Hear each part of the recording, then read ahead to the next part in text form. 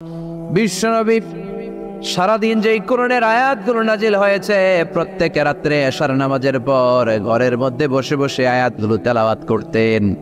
আর মক্কার আবু জাহেল, উতবা, শাইবা, ওয়ালিদ ইবনে মুগীরা সবাই লুকিয়ে লুকিয়ে তেলাওয়াত শোনার জন্য বাড়ির চিপায় চলে আসতো। আবু জাহেল, উতবা, শাইবা এটা কি বিশ্বনবীর পক্ষের লোক না বিপক্ষের? বিপক্ষের লোক হয়েও নবীর কণ্ঠের তেলাওয়াত শোনার জন্য পাগল। তাইলে কণ্ঠটা কি নরমাল কণ্ঠ ছিল? যেন তেন কণ্ঠ ছিল? আবু জাহেল ছিল মক্কা শহরের প্রেসিডেন্ট। সে ঘোষণা দিয়ে দিত, কেউ মুহাম্মাদের কণ্ঠের তেলাওয়াত শুনবা না, শুনতে যেতে পারবা না। সবাইকে নিষেধ করে রাত্রিবেলা চোরের মতো নিজেই যাইতো। সুবহানাল্লাহ পড়ে। হজের মৌসুমে আবু জাহেল ঘোষণা দিয়ে দিল, খবরদার, মক্কায় ঢুকার যতগুলো গেট আছে সবগুলো গেটে তোরা দাঁড়ায় থাকবি।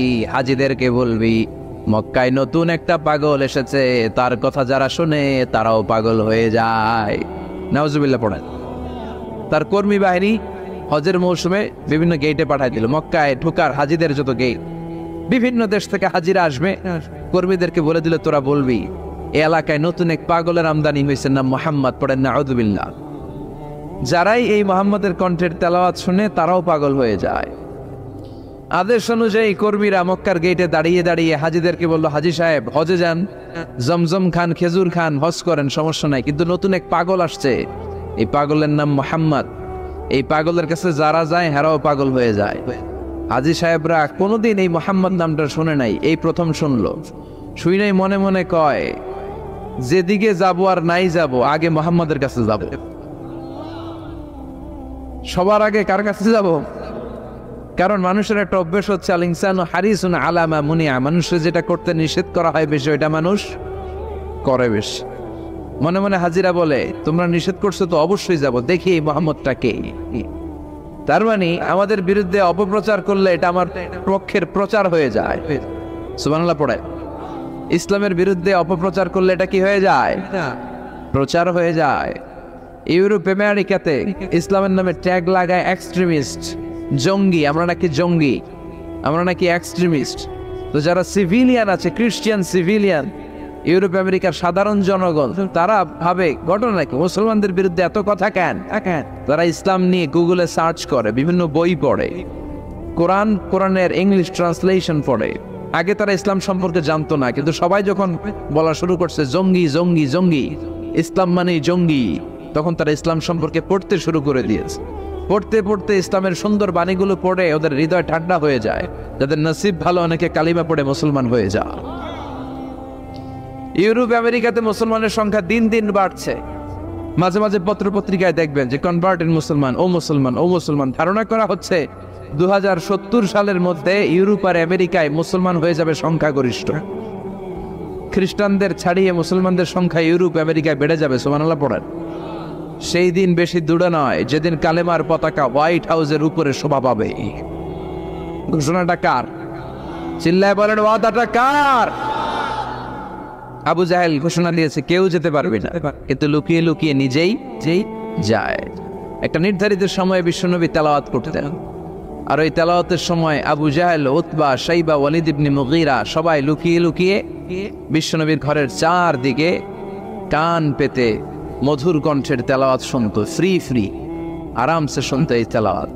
বিশ্বনবীর তেলাওয়াত যখন শেষ হয়ে যেত, এরা ভাগলপুর দিত দৌড়। ফিরে যাওয়ার রাস্তা থাকতো একটা, কয়টা দেখা হয়ে যেত।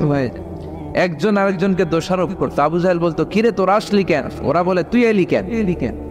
দিনের বেলা ভাষণ দেশ মুহাম্মদের বিরুদ্ধে, রাত্রেবেলা চোরের মতো তুই আসিস কেন? একে অপরকে দোষারোপ করে। আবু জাহেল বলে, ঠিক আছে, কাল থেকে আমিও আসবো না, তোরাও আসবি না। চল আমরা শপথ নেই যে কেউ আসবো না। দস্তখত দে, সিগনেচার দে, যেই আসবে তার মাথার চুল কামিয়ে আলকাতরা মেখে মক্কার বাজারে ঘুরিয়ে ঘুরিয়ে অপমান করা হবে। সবাই রাজি। আবু জাহেল বলে, দে দে, রাজি হইলে সিগনেচার দে। সবাইকে আবু জাহেল, তুই না তা তুই আগে দে। আবু জাহেল 1 নাম্বার, নাম্বার 2 উতবা, নাম্বার 3 শাইবা, সবাই সিগনেচার। কালকে কেউ যাবে না, কেউ যাবে না। দিন গড়িয়ে রাত আসে। বিশ্বনবীর যখন তেলাওয়াত করার টাইম, ওই টাইমে আবু জাহেলের তেলাওয়াত শোনার প্যারা উঠছে। যারা সিরিয়াল দেখে, সিরিয়াল দেখার প্যারা আছে না একটা, 9টায় সিরিয়াল শুরু হবে, 8:30 থেকে প্যারা ওঠে। কথা কন, আমার সিরিয়াল শেষ হয়ে গেল, সব কাজ বাদ দে, তাড়াতাড়ি টিভির সামনে বস, আছে না নাই? আবু জাহেলের প্যারা উঠছে, তেলাওয়াত শোনার প্যারা, টসিং এন্ড টার্নিং, বিছানায় এপাশ ওপাশ করে আর মনে মনে ভাবে, হায় রে আর তো সময় নাই, এই তো শুরু হয়ে যাবে একটু পরে মোহাম্মদের তেলাওয়াত, না গেলে তো বড্ড মিস হয়ে যাবে, যাই। আজকে যেরকম দর্শকত নিছি আর ধমক দিছি, কেউ যাবে না, আমি নিশ্চিত কেউ যাবে না, আমি একটু যাই।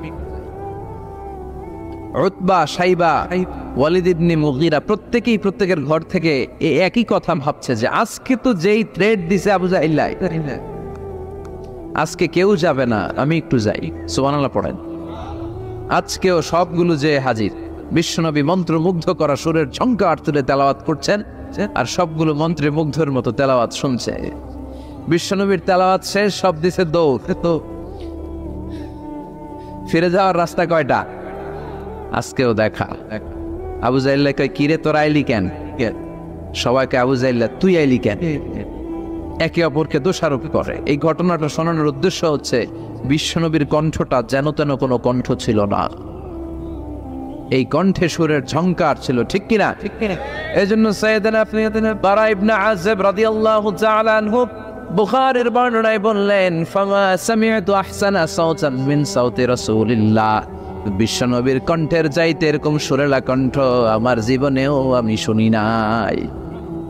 সাইয়েদনা বারা ইবনে আযিব রাদিয়াল্লাহু তাআলা আনহু বর্ণনা করেন, বুখারীর বর্ণনা, তিনি বলেন, সামি'তু রাসূলুল্লাহ ইয়াকরাউ সূরাতাত তিন ফি সালাতিল ইশা, আমি বারা ইবনে আযিব রাদিয়াল্লাহু তাআলা আনহু এশার নামাজে বিশ্বনবীকে সূরাতুত তিন তেলাওয়াত করতে শুনেছি।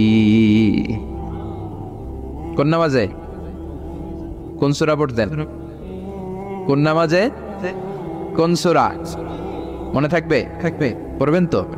তিনি বলেছেন, এশার নামাজে আমি বিশ্বনবীকে সূরাতুত তিন তেলাওয়াত করতে শুনেছি। ফামা সামি'তু আহসানা সাওতিন মিন সাওতি রাসূলিল্লাহ, আল্লাহ রাসূলের কণ্ঠের চাইতে এত মধুর কণ্ঠ আমার জীবনে শুনি নাই। বিশ্বনবী যখন তেলাওয়াত করতেন সাহাবাদের কলিজা ঠান্ডা হয়ে যেত। সাহাবারা মাঝে মাঝে খাবার না পেলে, ঘরে খাদ্য না থাকলে বিশ্বনবীর কাছে চলে আসতেন, এসে বিশ্বনবীর চেহারার দিকে তাকায় থাকতেন, ওনার কণ্ঠে তেলাওয়াত শুনতেন। বিশ্বনবীর তেলাওয়াত শুনলে চেহারার দিকে তাকায় থাকলে ক্ষুধার কথা তারা ভুলে যেতেন। কি কণ্ঠ ছিল বিশ্বনবী! অনেকে বলে সাইয়েদনা দাউদ আলাইহিস সালামের কণ্ঠ ছিল অনেক চমৎকার, এটা ঠিক, কিন্তু বিশ্বনবীর চাইতে বেশি সুন্দর না। আকাবা উপসাগরের তীরে বসে সাইয়েদনা দাউদ যখন তেলাওয়াত করতেন, সাগরের মাছগুলো সাগর ছেড়ে ডাঙায় চলে আসতো, বনের পশু বন ছেড়ে বাইরে আসতো, আকাশের পাখি আকাশ ছেড়ে দিয়ে নিচে নেমে আসতো, কিন্তু বিশ্বনবীর কণ্ঠটা এর চেয়েও বেশি সুন্দর ছিল। সুবহানাল্লাহ পড়েন। পৃথিবী না জানুক আমি তো জানি, আমি কি পাপ করেছি, আমি পৃথিবী না জানুক আমি তো জানি, আমি কি পাপ করেছি, হায় আমার পাপের করলে বিচার, বাঁচার আমার নাই উপায়, দয়াময় প্রভু মাফ করো আমায়, মাফ করো আমায়। পড়েন আমিন। আল্লাহ যদি মাফ না করে আমাদের বাঁচার উপায় আছে? কথা বলেন। আল্লাহটাকে বললেন, গোলাম আমি যে কত দয়ালু, আমি যে তোরে কত ভালোবাসি, আমি আল্লাহ যে তোরে কত মায়া করি তোর কোনো আন্দাজ নাই। তোর বাবা মা তোরে যত বেশি ভালোবাসে তার চেয়ে আমি তোরে বেশি ভালোবাসি। তুই নিজেকে যত ভালোবাসিস তার চেয়ে আমাদেরকে বেশি ভালোবাসে কে? এজন্য আল্লাহ বললেন, খবরদার নিরাশ হবি না, লা তাইয়াসু মির রাউহিল্লাহ। যত অন্যায় হোক, যত পাপ হোক, যত গুনাহ হোক, জায়নামাজটা বিছিয়ে দেন, ওযু করে সিজদায় পড়ে চোখের পানি ছেড়ে দেন, ক্ষমা চান। ক্ষমার মতো ক্ষমা চাইলে জীবনের সব গুনাহ মাফ করে দিতে পারে কে? বিশ্বনবী বলেন, আল্লাহর দয়ার কোনো সীমা নাই। প্রতিদিন আমি বিশ্বনবী আল্লাহি লা আস্তাগফিরুল্লাহ ওয়া আতুবু ইলাইহি ফিল ইয়াউমি আকসার মিন ৭০ মাররা, প্রতিদিন আল্লাহর দরবারে আমি বিশ্বনবী ৭০ বারের বেশি তওবা করি, ইস্তেগফার পড়ি। কয়বার? আকসার মিন ৭০ মাররা, more than 70 times in a day. একদিনে 70 বারেরও বেশি। এই নবীর কোনো গুনাহ নাই, গুনাহ আছে? কথা বলেন, বিশ্বনবীর কোনো গুনাহ আছে? ওনার কোনো পাপ নাই, পঙ্কিলতা নাই, নিষ্পাপ একজন মহামানব, একজন অসাধারণ ব্যক্তিত্ব। তিনিও প্রতিদিন 70 বারেরও বেশি তওবা করতেন। তাহলে আমরা যারা গুনার সাগরে হাবুডুবু খাই, আমাদের করা দরকার কয়বার? হ্যাঁ, রব্বুল আলামিন বললেন, গোলাম যত বড় গুনার সাগরে তুমি হাবুডুবু খাও না কেন, তোমার জন্য আমার রহমতের দরজা খোলা আছে না নাই? আল্লাহ বললেন, গাফিরিজ যামবি ওয়া কাবিলিত তাওবা, আমার কাজ হলো গুনাহ মাফ করা, তওবা কবুল করা। শয়তানের কাজ হলো খালি ওয়াসওয়াসা দেওয়া, বান্দার কাজ হলো ওয়াসওয়াসা খেয়ে গুনাহ করা। আল্লাহ বলে, আমি আল্লাহর কাজ হলো খালি ক্ষমা করা। আল্লাহ বললেন, তোরা যদি পাপ না করতি আর আমার কাছে মাফ না চাইতি, তাহলে তোদেরকে ধ্বংস করে দিয়ে এমন এক জাতি আমি পৃথিবীর বুকে বানাতাম, পাঠাতাম, যারা সকালে পাপ করে দুপুরে মাফ চাইতেন, দুপুরে পাপ করে রাতে মাফ চাইতো, আর আমি আল্লাহ ক্ষমা করে দিতাম। সুবহানাল্লাহ পড়ে। আল্লাহর কাছে সবচেয়ে প্রিয় জিনিস হচ্ছে ক্ষমা করা। কি করা? বান্দা যখন আল্লাহর কাছে ক্ষমা চায়, আল্লাহর কাছে ফিরে আসে, যে আমরা বলি তাওবা, তাওবা মানে টু রিটার্ন ব্যাক, ফিরে আসা, মনিবের কাছে ফিরে আসা, ভুলকে বুঝতে পারা, ক্ষমা চাওয়া, চোখের পানি ছাড়া। বিশ্বনবী বলেন, 2 ফোঁটা চোখের পানি আল্লাহর কাছে সবচেয়ে প্রিয়। এক হচ্ছে জিহাদের ময়দানে রক্তের ফোঁটা, 2 ফোঁটা পানি আল্লাহর কাছে সবচেয়ে প্রিয়। এক হচ্ছে জিহাদের ময়দানে রক্তের ফোঁটা, 2 হচ্ছে অনুতপ্ত বান্দার ক্রন্দনরত অবস্থায় চোখের পানির ফোঁটা। এই অনুতপ্ত বান্দার চোখের পানি আল্লাহর কাছে এত প্রিয়। অনুতপ্ত বান্দা যখন হাত তুলে মাথাটা নিচের দিকে করে চোখের পানি ছাড়ে, ওই চোখের পানি চোখ বেয়ে নাকের ডগা পেয়ে জমিনে পড়ার আগে ওই গুনাহগার বান্দারে মাফ করে দেয় কে? সাইয়েদনা আদম ভুল করলেন, আমরাও ভুল করি। সাইয়েদনা আদমকে আল্লাহ ক্ষমা করলেন, আমাদের গুনাহগুলো ক্ষমা করবে কে? সাইয়েদনা আদম দুনিয়ার বুকে এসে শত শত বছর আল্লাহর কাছে ক্ষমা চাইলেন। আল্লাহ বললেন, আদম তোমাকে কয়েকটা কালিমাত বাক্য আমি শিখিয়ে দেই, এই বাক্যগুলো দিয়ে অনুতপ্ত হয়ে ক্ষমা চাও, ক্ষমা করে দিব। সাইয়েদনা আদম পড়তে আরম্ভ করলেন, রব্বানা যালামনা আনফুসানা ওয়া ইল্লাম তাগফির লানা ওয়া তারহামনা লানাকুনান্না মিনাল খাসিরিন। আল্লাহ, পাপ করেছি, অন্যায় করেছি, ভুল করেছি, তুমি যদি মাফ না করো, মাফ করার কেউ নাই, ঠিক কিনা? লানাকুনান্না মিনাল খাসিরিন, আল্লাহ আমরা ক্ষতিগ্রস্তদের মধ্যে অন্তর্ভুক্ত হয়ে যাব। এজন্য সাইয়েদনা আদম আলাইহিস সালাম যা করলেন, ওই পদ্ধতিতে আমাদেরও তওবার দরকার আছে না নাই? তওবা কবুল হওয়ার জন্য কয়েকটা শর্ত আছে, শুনবেন। 1 নম্বর শর্ত হচ্ছে অ্যাকনলেজমেন্ট, স্বীকারোক্তি, আল ইকরার। You have to acknowledge what you have done from sin. কি কি পাপ করছেন এগুলো গুনে গুনে আল্লাহরে বলবেন, আল্লাহ আমি পাপী, এই আকাশের নিচে, এই জামিনের উপর আমার চেয়ে বড় পাপী কেউ নাই, আমি সবচেয়ে বড় পাপী, আমি নরপিশাচ, আমি নাদান, আমি মূর্খ, আমি নালায়েক। চিল্লায় এখন ঠিক কিনা? এইভাবে নিজেরা ছোট করেন আর স্বীকার জান, আল্লাহ আমি পাপী, আমার চাইতে বড় পাপী কেউ নাই। আমরা সবাই পাপী, আমাদের 14 গোষ্ঠী পাপী। জোরে কোন ঠিক কিনা?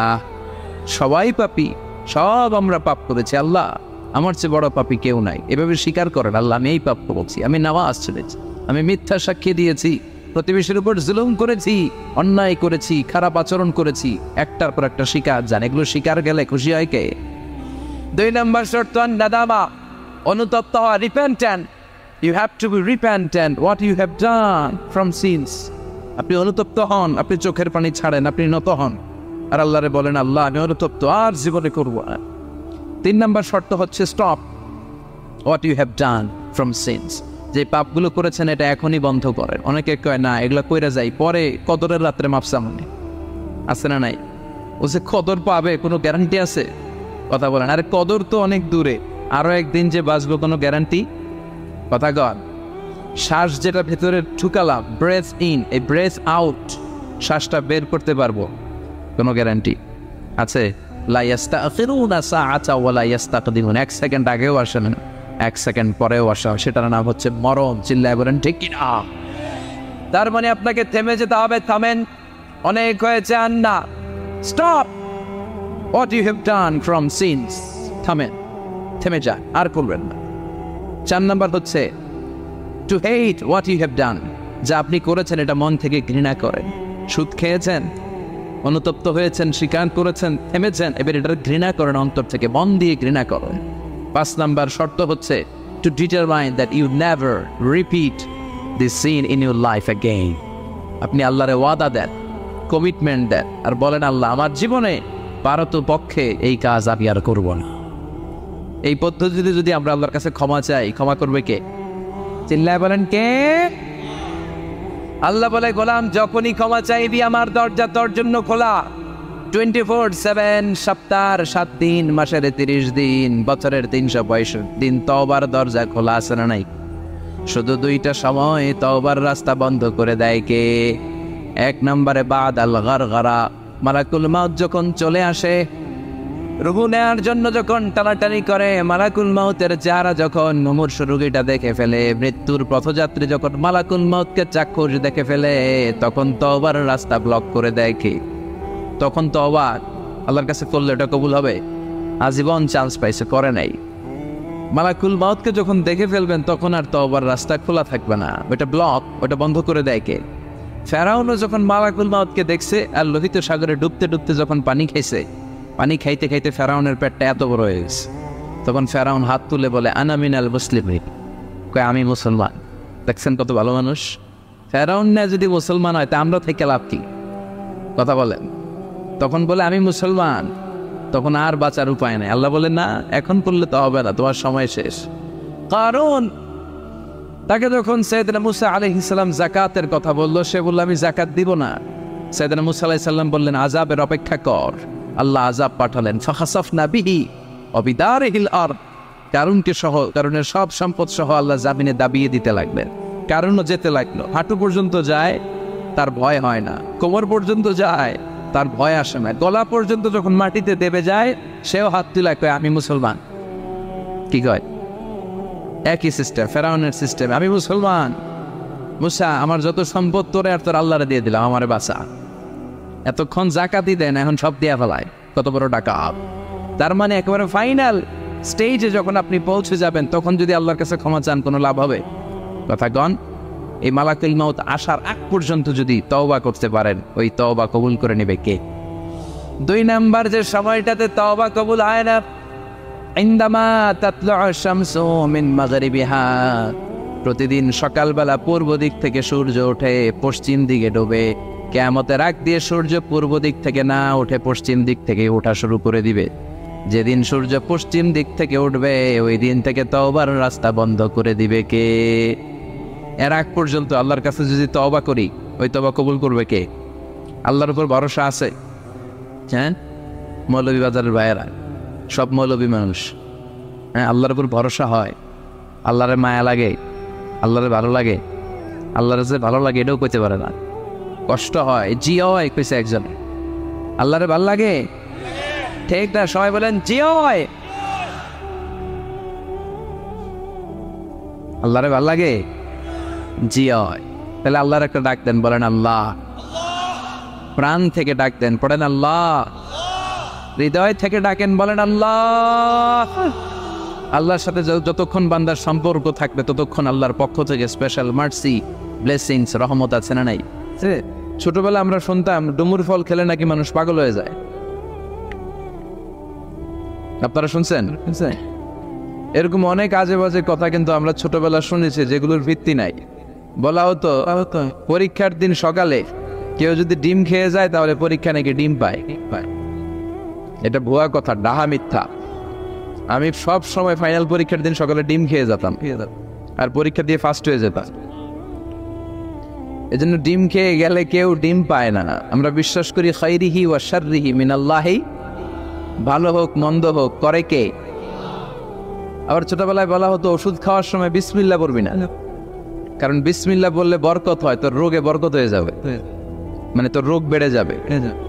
কি ডাকাত, ভুয়া কথা। সব ভালো কাজের আগে বিসমিল্লাহ। অবশ্যই আপনি ওষুধ খাওয়ার আগে বিসমিল্লাহ পড়বেন। কি পড়বেন? আমাদের দেশে শেখানো হয় ওষুধ হাতে নিয়ে যখন তুমি খাবা তখন পড়বা আল্লাহু শাফি আল্লাহু মুআফি। এটারে উল্টে আবার বাংলাদেশকে আল্লাহ শাফি আল্লাহ মাফি। শব্দটা মাফি না, শব্দটা হচ্ছে মুআফি। আল্লাহু শাফি আল্লাহু মুআফি। খেয়াল থাকবে, পড়েন আল্লাহু শাফি আল্লাহু মুআফি। আল্লাহু শাফি, আল্লাহু মুআফি। এটা কোনো হাদিসে নাই, পড়তে বলা হয় নাই, তবে অর্থটা খুব সুন্দর। আল্লাহই তিনি শিফা দান করেন, আল্লাহই রোগ থেকে মুক্তি দান করেন।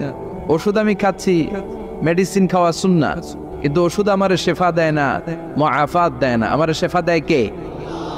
এই ঘোষণাটা, অ্যানাউন্সমেন্টটা বেশ ভালো, আপনি পড়তে পারেন, কিন্তু সুন্নাহ মনে করে না। এটা ভালো অর্থ, তাই পড়ি।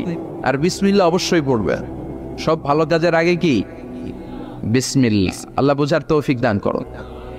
তো এই যে এগুলো ভুয়া কথা, মাশহুর, এগুলোকে বলে মাশহুরুন বাইনা আলসিনাতিন নাস, মানুষের ঠোঁটে ঠোঁটে মুখে মুখে প্রচলিত, কোনো ভিত্তি নাই। এরপরে ছোটবেলা শুনতাম জট কলা খাওয়া যাবে না, মানে জোড়া কলা খেলে নাকি 2 বাচ্চা হয়, যমজ বাচ্চা নাকি হয়, একসাথে 2 বাচ্চা, বলে না? আমি আরো বেশি বেশি খাইতাম, বলতাম এটা তো আরো ভালো, এক লোকে 2 বাচ্চা হলে 2 বারের কষ্ট একবারে শালীন। আমাদের সমাজে এরকম অনেক ধরনের কুসংস্কার। 2 কলা খেলে 2 বাচ্চা হয়, তাই না? আসলে কি কথাটা ঠিক? ঠিক। বাচ্চা একটা হবে না, 2টা হবে, ছেলে হবে না মেয়ে হবে, এটা কে দেয়? আবার অনেকের মাথার চুলের মধ্যে 2টা গিট থাকে, আছে না নাই? 2 গিট থাকলে কয় তোর 2 বিয়া, 3 গিট থাকলে 3 বিয়া, গিট নাই কয় তোর বিয়া নাই, আছে না নাই? এগুলো মুসলমান বিশ্বাস করতে পারে? মুসলমান বিশ্বাস করে একজনকে, তিনি কে? তো এই 3 ফল, এটা খেলে মানুষ পাগল হয়ে যায় না, এটা স্বাস্থ্যকর একটা খাবার। বাংলাদেশের 3 আর আরব দেশের 3-এর পার্থক্য আছে। আরব দেশের 3 খুব সুস্বাদু। তো এই 3-এর নামে আল্লাহ একটা সূরা দিলেন, সূরার নাম হচ্ছে সূরাতুত তিন। সূরার নাম, এরকম অনেক নামে আল্লাহ সূরা দিয়েছেন। খেয়াল করে দেখবেন, মানুষের নামে সূরা দিয়েছেন, সূরাতুল ইনসান, সূরাতুন নাস। আবার ইন্ডিভিজুয়াল 6 জন পুরুষ মানুষের নামে সূরা দিয়েছেন, 6 জন নবীর নামে, একজন ওলির নামে। সূরা হুদ, সূরা ইউসুফ, সূরা ইউনুস, সূরা মুহাম্মদ, সূরা ইব্রাহিম, সূরা নূহ, আছে না নাই? আবার সূরা লোকমান, আছে না নাই? মানুষের নামে সূরা, তাই না? তো 7 জন পুরুষের নামে সূরা, আর মাত্র 1 জন নারীর নামে আল্লাহ সূরা দিলেন। বলেন তো এই সূরাটার নাম কি? মারিয়াম। তো রেশিওটা কম হয়ে গেছে না? পুরুষ 7 জন, নারী 1 জন। নারীরা যাতে রাগ না করে, নারীদেরকে বুঝ দেওয়ার জন্য আল্লাহ সব নারীদের নামে আলাদা একটা সূরা দিলেন। সূরার নাম, তার মানে আল্লাহ নারীকে খুশি রাখতে চায়, বিশ্বনবীও নারীদেরকে খুশি রাখতে চায়। আমরা অনেকে বলে, হুজুর আপনি নারীদের পক্ষে কথা বলেন বেশি। আমি সবার পক্ষেই বলি, যার যেটা অধিকার তাকে সেটা দিতে হবে, ঠিক কিনা? নারীরা সম্মানিতা, তাদেরকে সম্মান দিতে হবে। বিশ্বনবী তাদেরকে সম্মান দিতেন। মায়েশাকে বিশ্বনবী সবসময় আগে সালাম দিতেন। সুবহানাল্লাহ পড়েন। খাদিজা রাদিয়াল্লাহু তাআলা আনহাকে আল্লাহ তাআলা আরশের উপর থেকে সালাম পাঠিয়েছেন। এজন্য নারীদেরকে সালাম দিবেন বেশি বেশি। ঘরে সুখ শান্তি নাই, অনেকে বলে ঘরটা নাকি জাহান্নামের টুকরা, কারণ সালাম নাই। সালাম মানে শান্তি। সালাম মানে কি? সালামি সালাম হাজার সালাম, সকল শহীদ স্মরণে আমার হৃদয় রেখে যেতে চাই তাদের স্মৃতির চরণে। পড়েন আমিন। সালাম মানি চিল্লায় বলেন। জান্নাতীরা যখন জান্নাতে ঢুকবে, ফেরেশতারা জান্নাতীদেরকে কি বলবে? সালাম, শান্তি। Enter the paradise with peace and security. শান্তি এবং নিরাপত্তার সাথে জান্নাতে ঢুকে যান। এজন্য ঘরটারে শান্তিময় বানাতে চাইলে সালাম দিতে হবে। কি দিতে হবে? আজ থেকে স্ত্রীকে সালাম দিবেন তো ইনশাল্লাহ? পড়েন। আমার মাইকের আওয়াজ যদি বোনদের কানে যায়, মাদের কানে যায়, আপনাদেরও বলি, আপনারাও আগে আগে সালাম দিবেন। এই দৃশ্য বাচ্চারা দেখলে বাচ্চারাও সালাম শিখবে, ঠিক কিনা?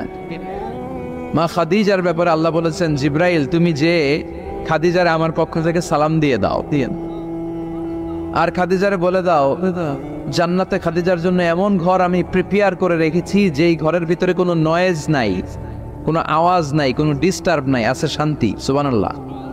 কারণ বিশ্বনবীর জন্য খাদিজা নিজের ঘরটার এরকম নয়েজহীন, কোলাহল মুক্ত, শান্তিময় করে রেখেছিলেন।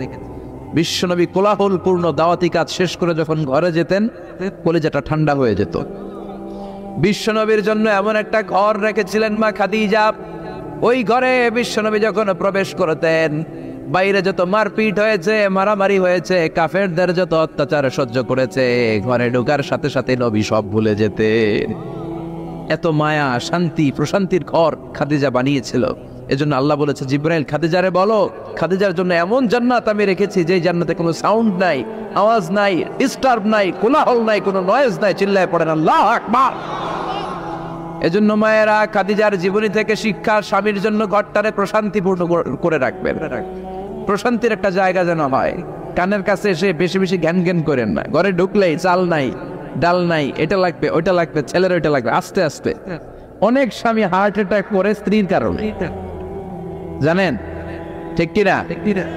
ওই কয় ঠিক, সবাই ভুক্তভোগী। কমন পড়ে গেছে।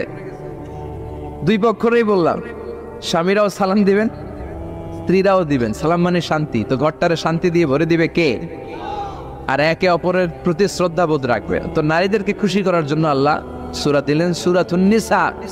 প্রাণীদের নামে অনেক সূরা আছে, সূরাতুল বাকারা আছে না নাই? বাকারা মানে কি? গাভী, গাভীর দুধ খাবেন। বিষ্ণু বলেছেন গরুর গোশত খেয়েও কম, দুধ খেয়েও বেশি। আলাইকুম বিআলবানিল বাকার, তোমাদের উচিত গরুর দুধ খাওয়া। ফাইন্নাহা তুরাম্মু মিনাল আশজার, কেননা গরুর দুধ এটা হচ্ছে সবুজ ঘাস আর পাতার নির্যাস। ফিলাবানিহা শিফা, গরুর দুধে আছে শিফা। ও ফি লুহুমিহা দা, গরুর গোশতে আছে রোগ। গোশতে আছে কি? গরুর গোশত খাইলে রোগ বাড়ে না? অনেক ডাক্তার আছে, এরা সিরিয়াল নেয় না, যারা গরুর গোশত খায় বেশ। বলে লাল মাংস যারা খাবে এরা যেন আমার সিরিয়াল না দেয়। আছে না নাই? বিশ্বনবীর খাবারের তালিকায় দুধ ছিল।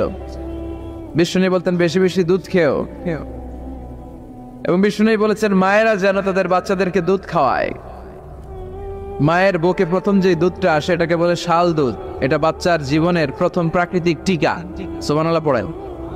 আমরা কত টাকা দিয়ে দামি দামি টিকা দেই, কিন্তু প্রথম টিকাটা আল্লাহ ফ্রি দিয়েছেন। সুবহানাল্লাহ পড়েন। বাকারার নামে সূরা দিলেন, আনকাবুত মাকড়সার নামে সূরা দিলেন, নাহাল মৌমাছির নামে সূরা, নামাল পিঁপড়ার নামে সূরা। সুবহানাল্লাহ পড়েন। এইভাবে আপনি খুঁজলে কোরআনের চ্যাপ্টারগুলো যে কত সুন্দর সুন্দর নাম দিয়ে আল্লাহ দিয়েছেন, তার এই ধারাবাহিকতায় আজকের সূরাটির নাম দিয়েছেন আল্লাহ একটা ফলের নামে। কিসের নামে? 3 ফলের নামে। সূরার নাম কি?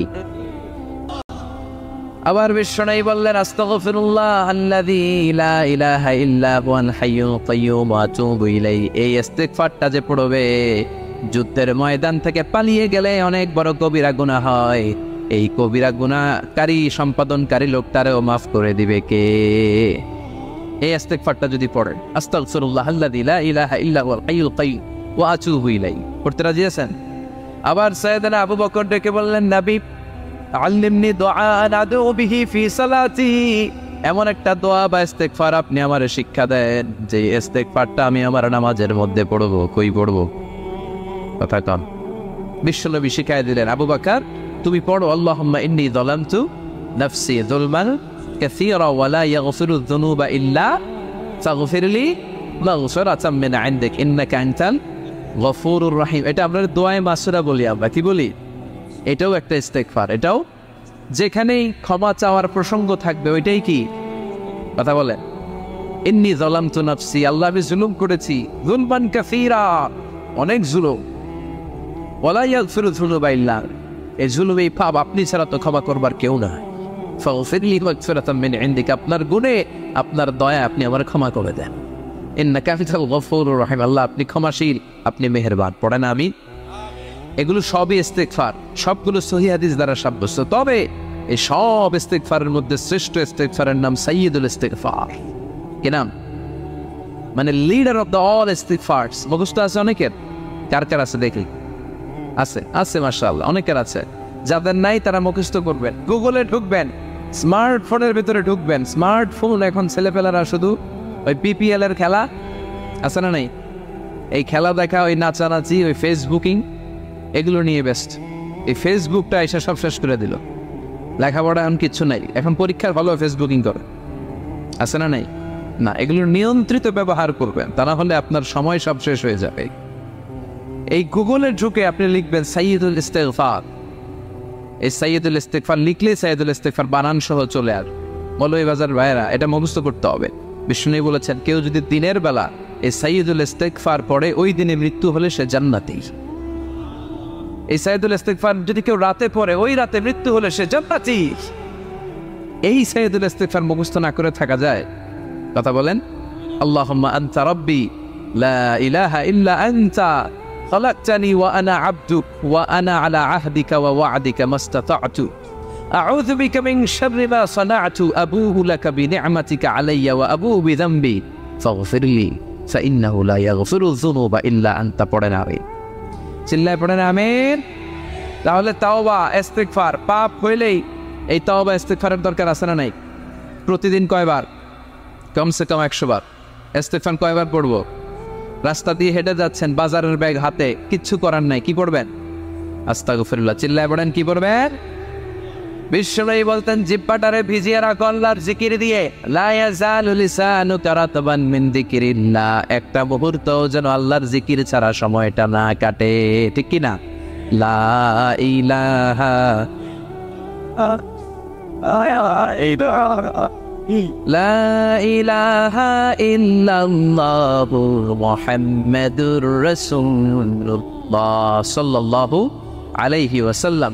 এই যে জিকিরটা আওয়াজ করে আমি করালাম সবাই মিলে, বিশ্বনবী কিন্তু এভাবে জিকির করাতাম না। তো হুজুর আপনি করাইলেন কেন? তালিমান, শিখানোর জন্য। লা ইলাহা ইল্লাল্লাহটা অনেকের ভালো শুদ্ধভাবে নাও জানা থাকতে পারে, জন্য তালিমান মাঝে মাঝে আমরা করাই, কিন্তু নিয়ম হচ্ছে এই জিকিরগুলো আস্তে আস্তে করা। কিভাবে? আল্লাহ বলেন ওয়াজকুর রাব্বাকা ফি নাফসিকা তাদাররুআ ওয়া খাইফা ওয়া দুনাল জারি মিনাল কাওলি বিল গুদুওয়ি ওয়াল আসাল ওয়া লা তাকুম মিনাল গাফিলিন। আল্লাহু আকবার। আল্লাহ বললেন আমার জিকির করো বিনয়ের সাথে, ধীর চিত্তে, আস্তে আস্তে, চিল্লা পাল্লা করে নয়। কার কথা? লাফালাফি করে নয়। কার কথা? ভদ্রভাবে, মনে মনে, একা একা যখন থাকেন, নামাজের আগে পড়ে সব সময় জিহ্বাটারে আল্লাহর জিকির দিয়ে ভিজিয়ে রাখে। কিন্তু লাফালাফির জিকির এই দেশে আসে না নাই? আল্লাহর মেহরবানি মৌলভী বাজার এগুলো কম বোধ, তাই না? আলহামদুলিল্লাহ। কিন্তু বাংলাদেশের অনেক জায়গায় কিন্তু লাফায় খালি। আপনাদের কাছে দেখলে কেমন লাগে? আমি এখন জিকিরের কথা কইতেছি, কেউ যদি আইসা আমারে ধরে, হ্যাঁ, এদিক থেকে যদি আমার কাঁধে ওঠে, আমার মাইক যদি ধাক্কা মারে, আমি তো দৌড়। কথা কন, হ্যাঁ? তো এইটা কেমন জিকির রে ভাই? আমি জিকির করাচ্ছি, আপনি লাফাচ্ছেন কেন? বিশ্বনবী সাল্লাল্লাহু আলাইহি ওয়াসাল্লাম এবং ওনার সাহাবারা যখন জিকির করতেন, তাসবিহ পড়তেন, কোন জিকির করার সময় এরকম বিশ্বনবী জিকির করতেছেন, সাহাবারা লাফাইতে লাফাইতে খেজুর গাছের উপরে, পাওয়া যায়? হাদিসে পাওয়া যায়? অথবা বিশ্বনবী তাসবিহ পড়তেছেন, জিকির করতেছেন, সাহাবারা লাফাইতে লাফাইতে বিশ্বনবীর কান্দে আছে? তাহলে এগুলো করা যাবে? আবার অনেক জায়গায় এমন জিকির করে, হুই হাই, এই হো, আছে না নাই? হ্যাঁ, ওই যে কয় বসেন বসেন, না এগুলো ভুল, এগুলো আমরা করবো না, এগুলো আমরা করবো না। এই যেটা উচ্চারণ করলো, এই কথাটা বলতেই পারি না কোথাও। বললেই আমি মাহফিলে দুই একজন উঠলে আমি উঠতে দেই না, তো আমি বলি এই উঠলেন কেন, বসেন, তখন সবাই শুরু করে বসেন বসেন। তো এইরকম লাফালাফি করে জিকির করা, এটা সুন্নাতে নাই। আমরা ধীরস্থিরভাবে জিকির করব। বিশ্বনবী বলেছেন আফদালুয যিকরি লা ইলাহা ইল্লাল্লাহ, সবচেয়ে শ্রেষ্ঠ জিকিরের নাম। আবার এটার নাম কালিমায়ে তাইয়্যিবা। এটার নাম কি? বিশ্বনবী বললেন মান ক্বালা লা ইলাহা ইল্লাল্লাহ মুখলিসান মিন কলবিহি দাখালাল জান্নাহ। ইয়াকিনের সাথে, ঈমানের সাথে একবার যে তার জীবনে পড়তে পারলো লা ইলাহা ইল্লাল্লাহ, তার জান্নাতের মালিক বানায়া দিবে কে? আবার আল্লাহ বললেন দারাবাল্লাহু মাসালান কালিমাতান তাইয়্যিবাতান কাশাজারাতিন তাইয়্যিবাতিন আসলুহা সাবিতু ওয়া ফারউহা ফিস সামা। সুবহানাল্লাহ পড়েন। এটার নাম দিলেন আল্লাহ কালিমায়ে তাইয়্যিবা। এই লা ইলাহা জিকিরের নাম কি বলেন? কালিমায়ে পবিত্র বাক্য। এর চেয়ে পবিত্র আর হয় না। মুস্তাদরাকে হাকিম সহিহ ইবনে হিব্বানে এসেছে, সাইয়েদনা মুসা আলাইহিস সালাম আল্লাহকে জিজ্ঞেস করলেন, আল্লাহ এমন একটা দোয়া, এমন একটা জিকির আপনি আমারে শিক্ষা দেন যে জিকিরটা দিয়ে আমি আপনারে ডাকবো। কে প্রশ্ন করলেন? মুসা আলাইহিস সালাম। উত্তর করেন, কে প্রশ্ন করেছে? কাকে প্রশ্ন করেছে? কি প্রশ্ন করেছে? যে আল্লাহ এমন জিকির শিক্ষা দেন যেটা আমি ছাড়া কেউ জানবে না, আমি আপনারা ডাকবো এটা দিয়ে। আল্লাহ বললেন মুসা তুমি পড়ো লা ইলাহা মুসা আলাইহিস সালাম বললেন, আল্লাহ এটা কি কইলেন? আমি বললাম, এমন একটা যেটা দিয়ে আমি ডাকবো আর কেউ জানে না। এটা তো সবাই জানে, এটা জাতীয় জিকির, এটা আন্তর্জাতিক জিকির, সবার মুখস্থ। আল্লাহ বললেন, এটাই শ্রেষ্ঠ জিকির, এর চেয়ে শ্রেষ্ঠ জিকির আর হয় না। রব্বুল আলামিন বলেন, লাকাদ খালাকনাল ইনসানা ফি আহসানি তাকওয়িম, আমি মানুষকে সবচাইতে সুন্দর আকৃতিতে তৈরি করেছি। সুবহানাল্লাহ। আমরাই শুধু মাথা উঁচু করে দাঁড়াতে পারি, গরু এরকম মাথা উঁচু করে দাঁড়াতে পারে? গরুর মাথা নিচে, ছাগলের মাথা নিচে, সবার মাথা নিচে। মানুষই দুই পায়ে ভর করে শির দ্বারা, মানে স্পাইনাল কর্ডের উপর টান টান হয়ে মাথাটা উঁচু করে এইভাবে দাঁড়ায়। পৃথিবীতে একটাই সৃষ্টি, এজন্য আল্লাহ সৃষ্টির নাম দিয়েছে আশরাফুল, যে মাখলুকাতের কাছে নূরের ফেরেশতাও সেজদা দিতে বাধ্য হয়েছে। ঠিক কি না? তুমি মাটির আদমকে প্রথম সৃষ্টি করিয়া ঘোষণা করিয়া দিলে শ্রেষ্ঠ বলিয়া, তাই তো নূরের ফেরেশতা করে আদমকে সেজদা। ঠিক কি না? তাই তো নূরের ফেরেশতা করে আদমকে সেজদা, সবার চেয়ে সম্মান দিলে মাটির আদমকে। আল্লাহু আল্লাহু তুমি জাল্লে জালালুহু, শেষ করা তো যায় না গে তোমার গুণগান। আল্লাহু আল্লাহু, সুবহানাল্লাহ পড়েন। আশরাফুল মাখলুকাত বানালেন। এত বৈচিত্র্য মানুষকে আল্লাহ দিয়েছেন, বিবেক দিয়েছেন, আবেগ দিয়েছেন, বাক শক্তি, কথা বলার ক্ষমতা। কোন প্রাণীর আছে? সুবহানাল্লাহ কইবেন না? বিবেক দিয়েছেন, আবেগ দিয়েছেন, বাক শক্তি দিয়েছেন, উপলব্ধি করবার মতো ক্ষমতা দিয়েছেন। আশরাফুল মাখলুকাত বানিয়েছেন এই মানুষকে। এই মানুষের মধ্যে আল্লাহ অনেক ক্যাপাসিটি দিয়েছেন। আবার আল্লাহ বললেন, ওয়ামিন আয়াতিহি খালকুস সামাওয়াতি ওয়াল আরদি ওয়াখতিলাফু আলসিনাতিকুম ওয়া আলওয়ানিকুম ইন্না ফি যালিকা লাআয়াতিন লিল আলিমিন। আমার সৃষ্টির মধ্যে অসাধারণ সৃষ্টি, আকাশ এবং জমিন সৃষ্টি, গায়ের রঙের ভিন্নতা, ভাষার ভিন্নতা। সুবহানাল্লাহ। আমরা কোন ভাষায় কথা বলি? কথা বলেন। আপনি কি মনে করছেন সারা ওয়ার্ল্ডে এই ভাষায় কথা বলে? ইন্ডিয়ানরা বলে হিন্দিতে, ইংরেজরা বলে ইংরেজিতে, আরাবিয়ানরা বলে আরবিতে। ঠিক কিনা? আমার দেশের বাইরের প্রথম সফর ছিল 2008-এ। সেই থেকে এক যুগ চলছে এখন সফর। ওই সফর যে কত দরকার ছিল, ওই সফরের আগে এই গ্লোবাল ইসলামকে দেখার সুযোগ আমার হয়নি। মানুষের যে কত ভিন্নতা, কত ভাষায় যে মানুষ কথা বলে। 2008 সালে আমি যখন আমার ইউনিভার্সিটিতে গেলাম, মাগরিবের সালাতের সময় পৌঁছেছি। আজান হওয়ার সাথে সাথে দেখলাম students of more than 100 nationalities, they are coming out from their hostel to offer Maghrib prayer. মাগরিবের আজান দেখলাম, হোস্টেল থেকে বিভিন্ন রঙের ছেলেপেলেরা মাগরিবের সালাত পড়ার জন্য বেরোচ্ছে। এক একটার কালার এক এক রকম, এক একটার ভাষা এক এক রকম। আমরা বাংলায় বললে আরাবিয়ানরা বুঝে না, আরাবিয়ানরা আরবিতে বললে ইন্ডিয়ানরা বুঝে না, ইন্ডিয়ানরা হিন্দিতে বললে ইংরেজরা বুঝে না, চাইনিজরা মান্ডারিনে বললে কেউ বুঝে না। চিয়াং ফিয়াং জিয়াং, এগুলো হচ্ছে চাইনিজ ভাষা। ইয়াং শিয়াং দিয়ে যখন কথা বলে কেউ বুঝে না। প্রথম মাগরিবের সালাত পড়ে আমি প্রথম নিগ্রু মানুষ আবিষ্কার করলাম। এর আগে কোনোদিন কালো মানুষ দেখি নাই। সালাম ফিরে ডানে দেখি এক নিগ্রু, বায়ে দেখি আরেক নিগ্রু, কিরামান কাতিবিন। এই নিগ্রু দেখে আমি দিছি দৌড়। সবাই কই দৌড়ান কেন? আমি বললাম, এরা কারা? আমারে বলা হলো, এরা আপনার বন্ধু। এরা কি? এই কালো লোক নাকি আমার বন্ধু। বললো, 5 বছর এই নিগ্রুদের সাথে আপনার থাকতে হবে। 100টারও বেশি দেশের ছাত্র আমরা একসাথে থেকেছি। কারো ভাষা কেউ বুঝে না, কারো গায়ের রঙের সাথে কারো গায়ের রঙের মিল নাই। চিল্লায় বলেন সুবহানাল্লাহ। এজন্য রব্বুল আলামিন বললেন, লাকাদ খালাকনাল ইনসানা ফি আহসানি তাকওয়িম, আমি মানুষকে চমৎকার আকৃতিতে তৈরি করেছি। সুম্মা রাদাদনাহু আসফালা সাফিলিন, তারপর মানুষকে আমি আবার নিম্নমুখী করেছি। মানুষের সৌন্দর্যটা সব সময় থাকে না। এই যে যুবক অবস্থায় আমাদের কি সুন্দর চামড়া, কি সুন্দর দেহ, বয়স যখন 70-80 হবে এরকম থাকবে? কথা বলেন না।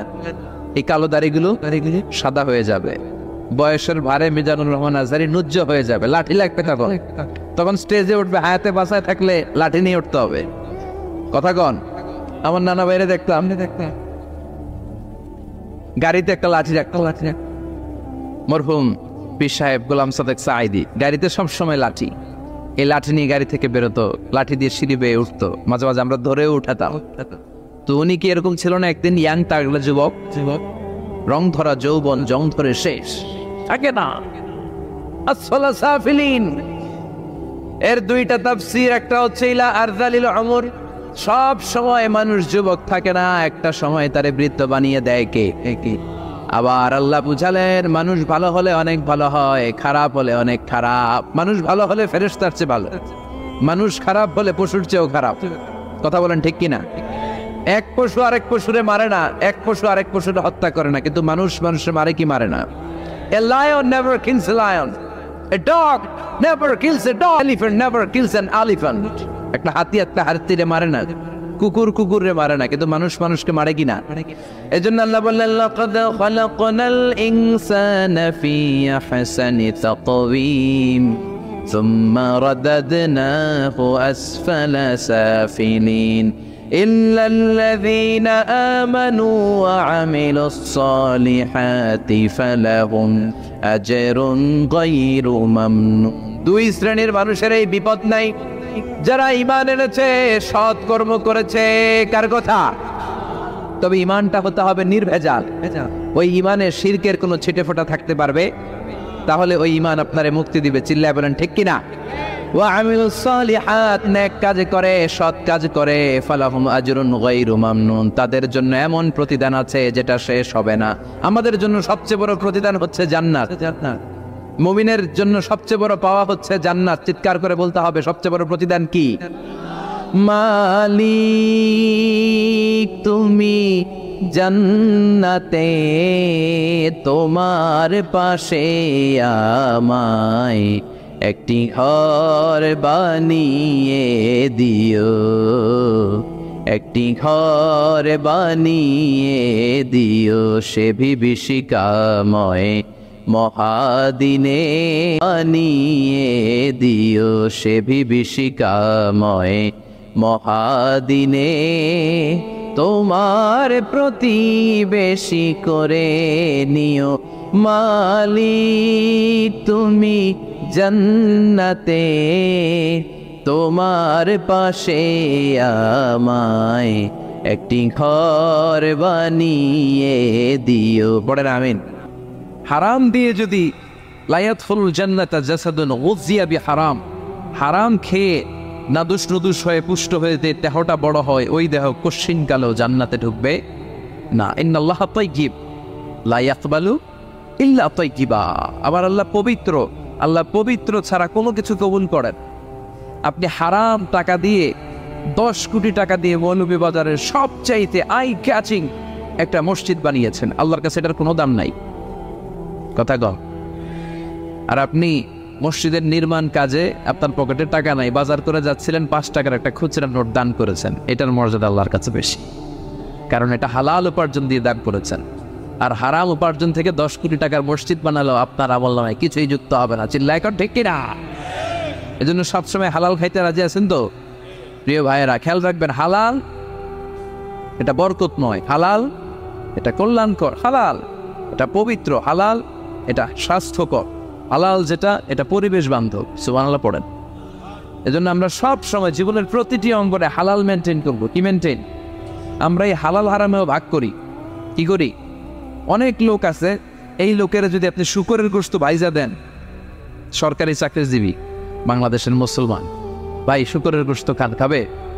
কথা কন। কেন খায় না? কারণ এটা যেই লোকটা হারাম হওয়ার কারণে শুকরের গোশত খায় না, ও কিন্তু টেবিলের নিচ দিয়ে ঠিকই হারাম ঘুষ লক্ষ লক্ষ টাকা রিসিভ করে। চিল্লায় এখন ঠিক কিনা? তার মানে হারামের মধ্যে ভাগ করে ফেলাইছি আমরা। সুবিধাজনক হারাম নেই, হারাম খাই, ওইটাতে আপত্তি নাই, কিন্তু যেটাতে অসুবিধা ওইটার সাথে আমরা নাই। চিল্লায় এখন ঠিক কিনা? খাওয়ার ক্ষেত্রে মুসলমানরা হালাল খুঁজে, ফুড হালাল ফুড খুঁজে, কিন্তু অর্থের ক্ষেত্রে হালালের বাস বিচার করে না। টেবিলের নিচ দিয়েও নেয়, পুকুর দিয়েও নেয়, আবার পারলে বন্দুক ঠেকাইয়াও নেয়। আছে না নাই? মৌলভীবাজারে মাশাআল্লাহ এগুলো নাই। কি আছে? আল্লাহ হেফাজত করবেন। তাহলে বুঝলাম হালালে বরকত, হারামে কোনো বরকত আছে? কথা বলেন। আচ্ছা আওয়াজ করে উত্তর দেন তো, গরুর গোশত খাওয়া হালাল না হারাম? কুকুর খাওয়া হারাম। গরু হালাল, কুকুর হারাম। আচ্ছা দেখেন, প্রতিদিন বাংলাদেশের বাজারগুলোতে, বিয়ের অনুষ্ঠানগুলোতে যে কোনো অনুষ্ঠান হলে খাবার দাবারের জন্য গরুর গোশত জবাই হয় না কুকুর জবাই হয়? গরু জবাই হয়, কুকুর জবাই হয় না। কুকুর বেঁচে গেল আর গরু মরল, ঠিক কিনা? আচ্ছা, বছরে যে বাচ্চা দেয়, গাভী বাচ্চা দেয় বেশি না কুকুর বাচ্চা দেয় বেশি? গাভী বছরে দেয় কয়টা? কুকুর দেয় কয়টা? হ্যাঁ, 5টা 7টা। কোনো জন্ম নিয়ন্ত্রণ নাই তো ওদের। দাদা আসছে, দিচ্ছে আর দিচ্ছে আর। তো গরু আমরা খাইলাম বেশি, কুকুর খাইলাম না। গরু বাচ্চা দিলেও কম, কিন্তু কুকুর বাচ্চা দিলেও বেশি। এবার সারা বাংলাদেশের সবগুলো জেলাতে মিলিয়ে যদি আপনি হিসাব করেন, বলেন তো বাংলাদেশে গরু বেশি না কুকুর বেশি? কারণ কি? এটা হালাল। বরকত ঢুকাই দিছে কে? বরকত বিশ্বাস করেন? হ্যাঁ, মুসলমানরা বরকতে বিশ্বাস করে। 10 লক্ষ টাকা প্রতি মাসে ইনকাম, মাস শেষে কিচ্ছু থাকে না, আরো ঋণ। একটা হসপিটাল বিল পরিশোধ করতে লাগে 5 লাখ, আবার ব্যাংকের ঋণ আছে না নাই? আর রিক্সাওয়ালার পুরা মাসে ইনকাম 5,000, ওইটা দিয়া ছোট্ট একটা জায়গায় বাসা ভাড়া দেয়, ছেলে মেয়েদেরকে পড়ায়, হ্যাঁ, স্ত্রীকে এটা সেটা কিনে দেয়, আবার মাস শেষে 400-500 টাকা থাকে। ওর 5,000-এর থেকে থাকে 200-300 টাকা, আর 10 লাখ থেকে 1 টাকাও থাকে না, আরো ঋণ কাঁধে নিয়ে সে করে বেড়া হয়। দিস ইজ কল্ড বারাকা। এটাকে বারাকা বলে। জন্য বরকতে বিশ্বাস করতে হবে, অল্পে তুষ্ট থাকতে হবে। অল্প খান, অল্প পড়েন, অল্প জমান, যতটুকু লাগবে এতটুকুর জন্য কষ্ট করতেই হবে। কিন্তু সম্পদের পাহাড়, ব্যাংক ব্যালেন্স, গাড়ি বাড়ি, সোনা দানা, FDR, প্রাইজ বন্ড, সঞ্চয়পত্র, একটার পর একটা টাকার পিছে যে আমরা ছুটছি, এটা ইসলাম আমাদের শিখায় না। আমরা বরকতে বিশ্বাসী, আমরা হালাল খাবো, রাজি আছেন? আর সব সময় পড়বো কি? আস্তাগফিরুল্লাহ। ইস্তিগফারের ফজিলত শুনে মনটা ভরছে, আল্লাহর প্রতি আস্থা জেগেছে, এবার প্রাণ ভরে পড়েন আস্তাগফিরুল্লাহ, হৃদয় দিয়ে পড়েন আস্তাগফিরুল্লাহ, মন থেকে আল্লাহরে ডাকেন, পড়েন আস্তাগফিরুল্লাহ।